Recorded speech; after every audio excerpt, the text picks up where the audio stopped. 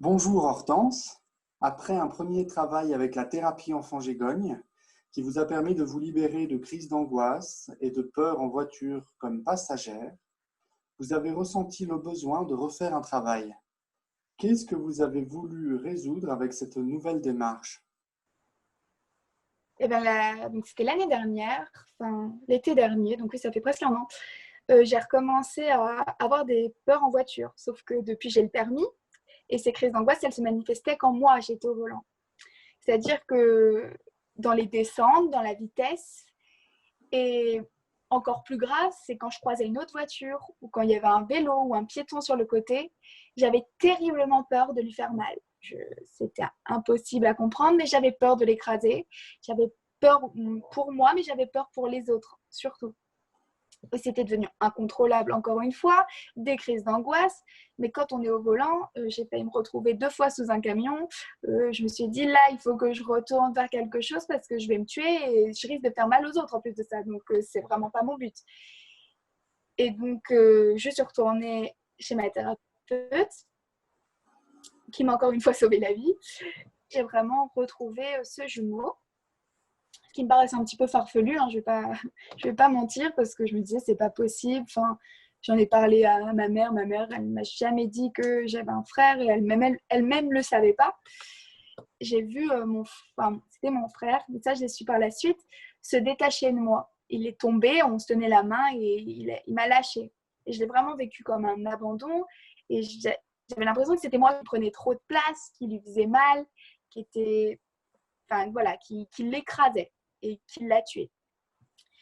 Et donc là, encore une fois, ça a mis plusieurs mois à faire effet, enfin quelques mois. Ça a été plus rapide, malgré que pour moi, c'était mon imagination. Parce que je me suis dit, si ça se trouve, j'interpose un peu tout, c'est dans mon imagination. Et au final, au fur et à mesure des mois, j'allais mieux. Je me suis dit, si je vais mieux, c'est que c'était vrai. Et au fur et à mesure des mois, je me suis rendue. Enfin, il y a des évidences qui sont revenues à moi, dans le sens où au début, je savais pas si c'était un garçon, une fille. Et après, c'était évident que c'était un garçon, que c'était mon frère jumeau.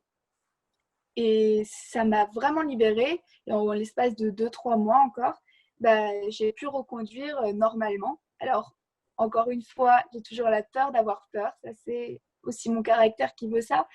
Euh, je vais quand même faire toujours attention. Encore à l'heure actuelle, je fais attention de ne pas aller trop vite, je fais attention dans les endroits où je vais pour pas faire de crise d'angoisse et pour pas risquer de faire du mal aux autres. Mais malgré tout, ça va beaucoup mieux. Je peux doubler une voiture, je peux doubler des vélos, je peux doubler des piétons sans avoir peur de les écraser. Et sans aucun risque que je fasse une crise d'angoisse et que je bloque complètement tout. Enfin, je me sens quand même beaucoup mieux là-dessus. Quels sont les liens que vous avez pu identifier entre votre peur d'écraser des personnes en conduisant et le jumeau perdu que vous avez retrouvé en exploration? Donc oui, quand je faisais mes crises d'angoisse en voiture, quand j'étais au volant, j'avais terriblement peur de faire du mal aux autres, de blesser, de tuer les personnes, les autres usagers de la route, que ce soit les autres voitures, les, les vélos ou les piétons qui marchaient sur le bas-côté. J'avais terriblement peur de leur faire du mal. Et quand j'ai retrouvé mon jumeau, je me suis rendu compte que j'avais eu cette impression que c'était de ma faute s'il était mort, parce que c'était moi qui prenais la place et je lui avais fait mal et je l'avais écrasé au point de le tuer. Et du coup, j'avais cette peur d'écraser les piétons, les autres personnes, parce que j'avais peur de les tuer. J'avais peur de prendre trop de place. Est-ce que vous aviez fait d'autres thérapies avant? Ah oui, j'avais fait de l'hypnose, je suis allée voir des psychologues, j'ai fait pas mal de choses. Ouais. Ça m'avait aidé, mais pas à ce point-là. Ça m'avait aidé dans le sens où disons que ça apaise, mais ça apaise un temps.